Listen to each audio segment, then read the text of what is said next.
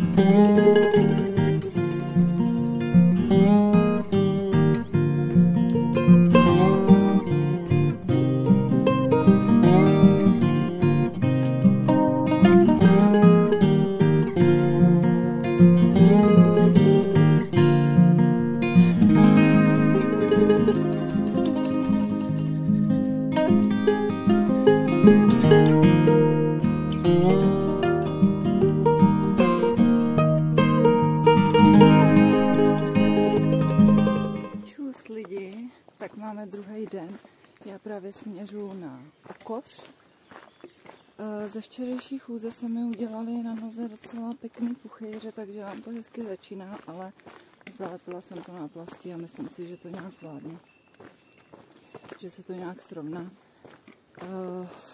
No, takže já mířím na Okoř a dnešní spaní zhruba po nějakých 34 kilometrech a nebo po 30 uvidím. Mám takový 2 místa vytipovaný, takže kde se mi to bude líbit.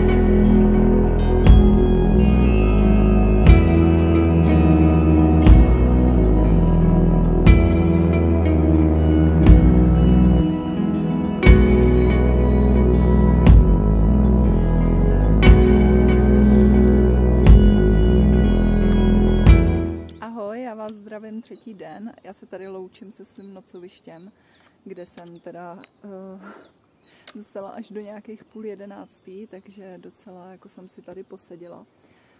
Dávala jsem trochu dohromady svoje nohy, ale doufám, že to nějak zvládnu dneska. Mám před sebou asi 23 kilometrů, což není úplně nic hroznýho vzhledem k těm předchozím 2 dnům. Měla bych dorazit do Zbečna, kde bych chtěla přespat v kempu.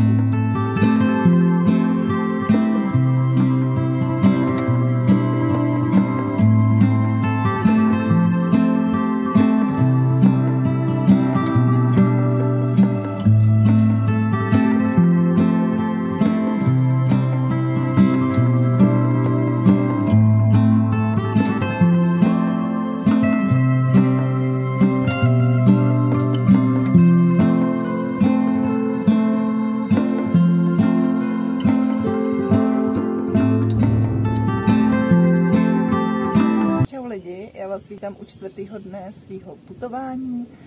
Dnešek bude takový trošku mimo mojí komfortní zónu, protože se musím tak trochu vzdát svých plánů.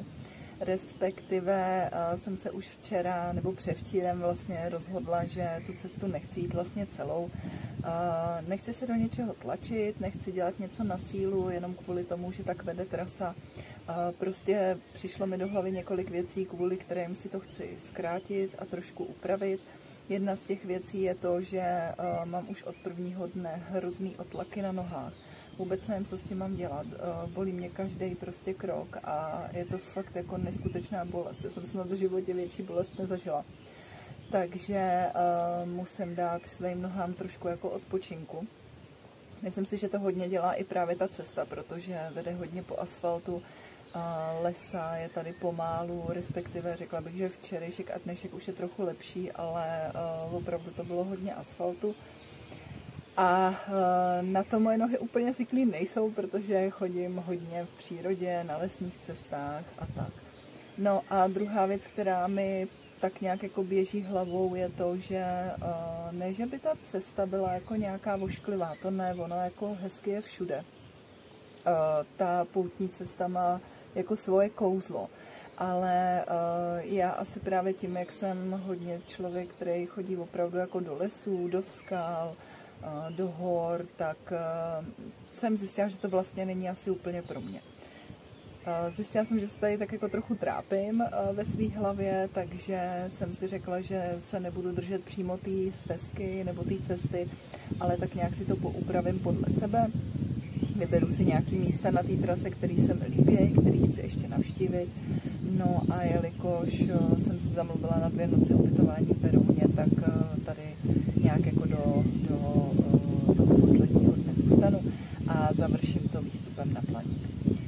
Takže jenom jsem vlastně chtěla říct, abyste věděli, že tu trasu neujdu celou a abyste věděli, že je to vlastně naprosto v pohodě, protože trasa je prostě daná a není potřeba ji přejít celou nebo ji projít přesně tak, jak vede. Člověk si to může nějakým způsobem upravovat a myslím si, že obzvlášť, když přijde na to, že by se na té cestě vlastně jako dost trápil, tak je dobrý si to nějakým způsobem zvědomit a říct si, že to prostě udělám jinak. Každopádně na Blaník dojdu, takže cesta Říp-Blaník se koná. A dneska mi udělalo radost fakt jako tohle místo, vyhlídka Čerchov, kde je vidět prostě krásně na Berounku, jsou tady nádherné výhledy a fakt mě to úplně tak jako nakoplo. Takže si tady chvilku ještě posedím. Dneska už jsem jednou cestovala vlakem, čeká mě to po druhý, přemýšlím, jestli se aspoň mrknu na rozhlednu Dět v Berouně, nebo jestli to nějak udělám ještě trochu jinak. Každopádně vám to ukážu.